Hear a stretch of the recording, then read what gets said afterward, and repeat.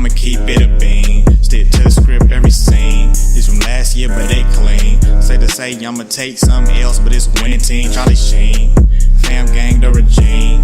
I'm from Piney Green. What's good, Shellitronnn here, but you can call me Shells, and I'm back at it again with a brand new video. And once again, I'm here to be the bearer of more bad news.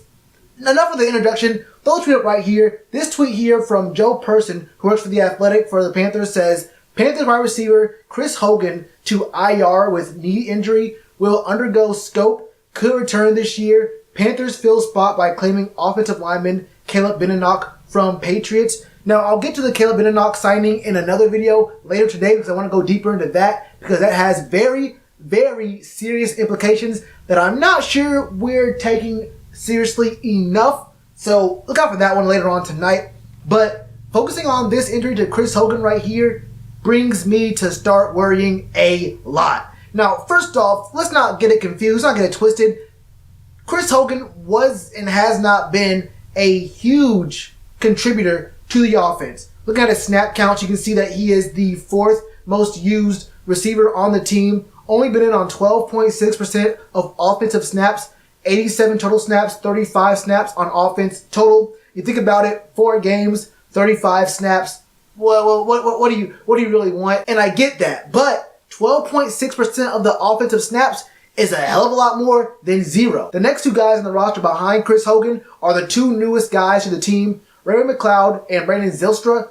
McLeod has been in just for special team snaps. He has not played a single snap on offense, and I'm cool with that. He was brought on almost exclusively to field kicks and punts. I'm 100% straight with that. But Zylstra has not played a snap on offense or special teams. He has not touched a blade of grass or one rubber bead of turf this whole season. And we're not going to sit here and only put Curtis Samuel, DJ Moore, and Jarius Wright in for the rest of the year. Those can't be the only guys receiving the ball. We all know about Greg, an elite tight end, 88% of the offensive snaps. But when you think about it, Chris Manhertz is now in concussion protocol, and he was our second most used tight end at 33.2% of offensive snaps, which is 92 snaps. Ian Thomas, a guy that we thought would be coming up in the ranks, a guy we thought we'd see a little bit more of. He's been kind of injury prone a little bit from the end of last year and leading up into training camp this year. You've been seeing him play less and less. We didn't see him all that much in the preseason. He was hurt with his back and a lot of other things happening with him. In the 4 games we played so far, Ian Thomas has only been in the game for 23 snaps. So basically we have DJ Moore, Curtis Samuel, Jarius Wright, and Greg Olsen.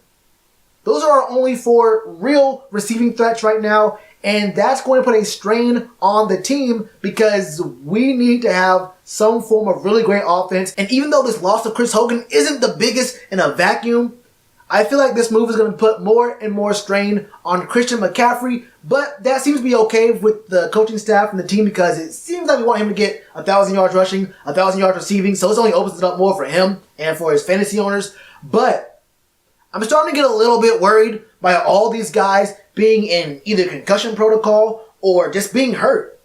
Just getting hurt. There are so many guys on the team right now who are getting hurt. Now, Chris Hogan is eligible to come back in 8 weeks. It's only going to be a scope on his knee, so we might see him come back later on. But it's week 4 now, so the earliest he can come back is week 12. Although it could be considered week 5 right now, so maybe it's going to be week 13, and that's the end of the season when we'll know for sure already whether we're in the hunt still or whether we're actually out of the playoffs or whatever it's going to be. So it's kind of unlikely that his contributions are going to have a huge effect on our playoff push. It might, but we would rather him be there for the long haul during the middle of the season. This injury to Chris Hogan might be a little bit bigger than we thought, but the signing of the offensive lineman Caleb Benenoch might be even bigger. Like I said, that'll be the video that's coming up in a few hours, so look out for that. I'm not going to lie. I'm actually worried about this because it's not just about Chris Hogan. It's about the team getting hurt and what seems to be a all or nothing year for us where we sign a lot of guys to 1-year deals, Chris Hogan included, to try to make one final push. Cam goes down. KK goes down, Chris Hogan. We see dudes in concussion protocol. Dante Jackson is day-to-day. Although Ross Cockrell he's not a backup. This guy's a starter. He's a bona fide starter caliber cornerback, so I'm cool with that. but there are more and more question marks being brought up every single day. And this Chris Hogan one is not one I would like to have at all. And the receiving core is probably the best it's been in, I might call it, Panthers history. Now look, we know about Steve Smith, Moose, I don't want to get into all that.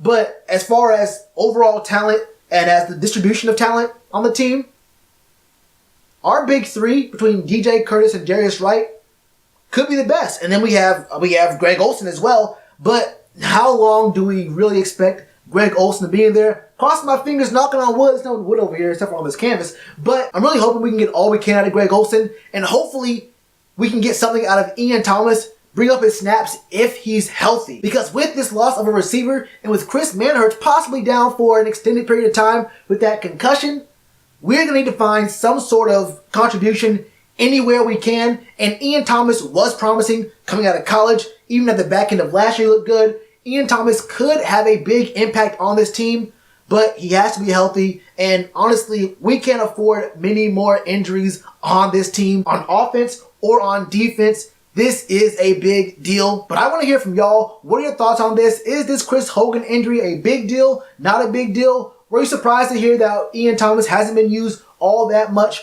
What are your thoughts on all these Panthers players going down? Let me know all your thoughts in the comments below. You already know to do with that like button. Cheers to you, appreciate the chance. Being told y'all I been the man. Being told y'all I had the gift. Tell a friend to tell a friend. Real ones gonna recommend.